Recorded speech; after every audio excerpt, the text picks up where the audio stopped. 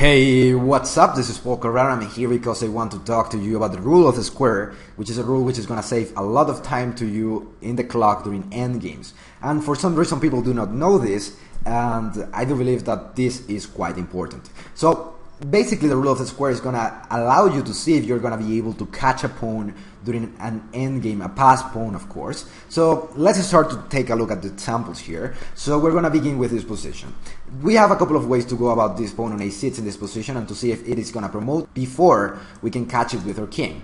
One of them is just to see, well, I'm going to play king d7, the pawn is going to go to a7, I'm going to play king c7, a8 promotes a queen, and then I lost because I didn't have a tempo to come to b7. But that's a lot of time to calculate this stuff, and if we do not have a lot of time on the clock, this might take a lot of time and this is not going to work for us. So the way to calculate this without having to do all of this process and without having to think that much about the tempi is going to be simply the rule of the square. So the rule of the square is basically you're going to draw a diagonal from the point where the pawn is to the end of the board. So in this position the pawn is on a6, therefore the end of the board is just c8. If the pawn were on a7, the end of the board is g8. If the pawn is on a4, the end of the board is just e8, right? So what's going to happen is that we're going to take the file which we just drew with all diagonals here, right? This file, and we're going to mix it up with the rank where the pawn is.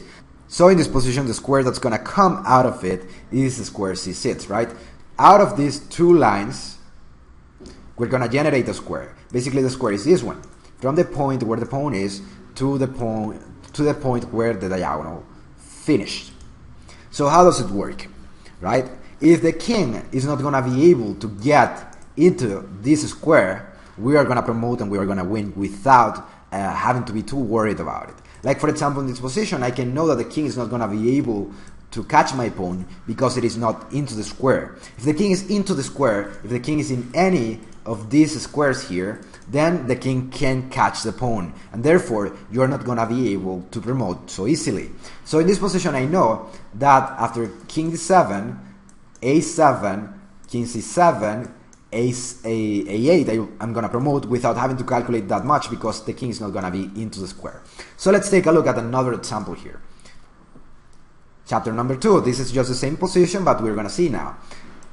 In this position, if it is black to play, what's going to happen is that you can actually catch a pawn because you can play king c7, a7, king b7, and you are into the square, right? See how if I play now with the black pieces, I'm into the square, therefore I'm gonna catch your pawn. No matter what you do, I'm gonna play king c7, king b7, and I'm gonna catch your pawn. So you're not gonna promote so easily. That's something simple. You are into the square here. Any of these squares are gonna mean that you're gonna catch it. But if it is white to play, you're gonna play just a7, and there is no way you're gonna catch it because you cannot get into the square now. See how these three squares here are not gonna be able to be taken by the king, and therefore I'm gonna promote. So chapter number 3, to see the last example of this little rule of the square. See how one more time we draw a diagonal, we mix these two lines here, and now we have that this is our square, right? And if the king is able to get into any of these squares, then what's gonna happen is that our pawn is gonna be catched. That's as simple as that, right?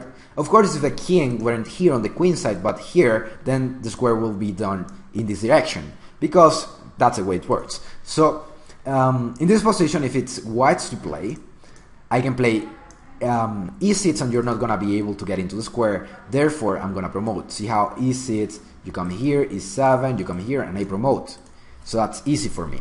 But if it is blacks to play, then it's gonna be harder for you to promote this pawn, because I'm gonna play king here, and if you play something like this, then I'm into the square. See how in this position I play king here, for example. Let's say something silly like this. King here, you come here, king here, you come here, king here, and if you promote, then I can catch the queen. And this is a rule of the square. It's really simple, but it's something extremely important. I wanted to share this with you, and I'll see you around.